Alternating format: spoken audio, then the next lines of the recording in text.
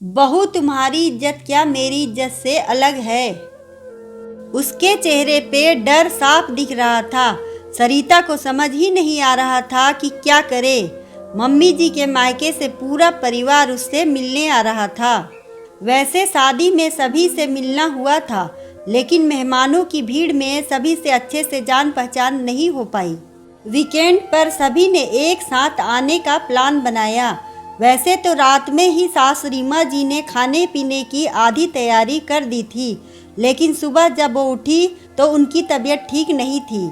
सरिता ने उन्हें आराम करने को कहा और खुद ही किचन में मोर्चा संभाल लिया।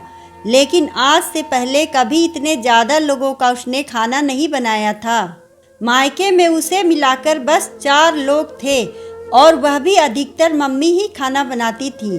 सरिता भी सोच ही रही थी कि उसे रीमा जी की आवाज़ आई, बहू क्या हुआ, तू इतनी डरी हुई क्यों खड़ी है। मम्मी जी, मैंने आपसे बोल दिया था कि मैं बना लूँगी, लेकिन इतने लोगों का खाना मैंने कभी नहीं बनाया। तो सरिता ने डरते हुए अपना डर बताया। बस इतनी सी बात, मैं अगर बताती जाऊं तो कर लोगी, रीमा जी ने प्यार से पूछा। हाँ मम्मी जी, सरिता खुश हो गई और वो जल्दी से रीमा जी को एक कुर्सी पर बैठा देती है। फिर क्या, रीमा जी के साथ मिलकर सरिता ने छोले टिक्का, पनीर मसाला, मिक्स वेज, पुलाव, दही बड़े और कस्टर्ड बना डाला। पूड़ी का आटा तैयार करके थोड़ी सी पूरियाँ छान दी। खाना बनाने के साथ ही रीमा जी सरिता से उसकी पसंद नापसंद पूछती जा रही थीं और सरिता भी रीमा जी से परिवार के लोगों की पसंद और नापसंद समझ रही थी।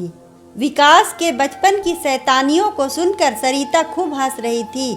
सब खाना बनने के बाद रीमा जी ने सरिता को अच्छे से तैयार होने को कहा और खुद अपने कमरे में आराम करने चली गईं। नियत समय पर नानी जी और उनका परिवार आ गए और फिर सभी ने एक साथ खाना खाया। सभी ने खाने की बहुत तारीफ की।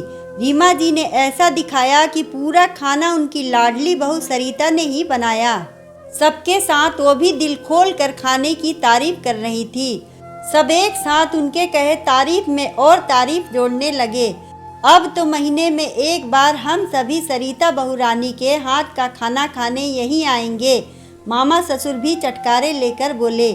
हाँ, भाभी ने टिक्का पनीर और दही बड़े तो बहुत ही लजीज बनाया।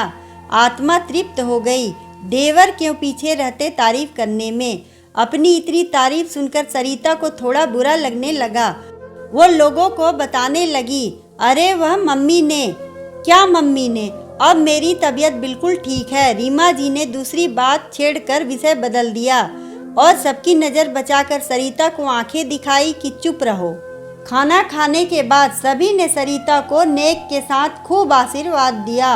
रीमा, तेरी बहू अन्नपूर्णा है। आज इसने खाने के साथ अपने व्यवहार से हम सबका दिल भी जीत लिया।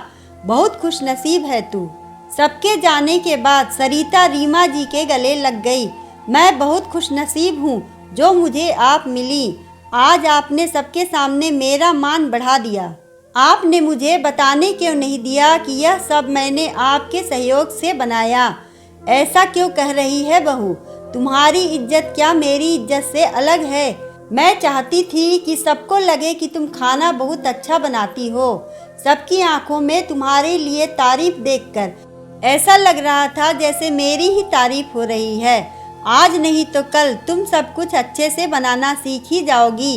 रीमा जी ने सरिता के गाल को प्यार से थपथपाकर कहा और फिर उसे गले लगा लिया।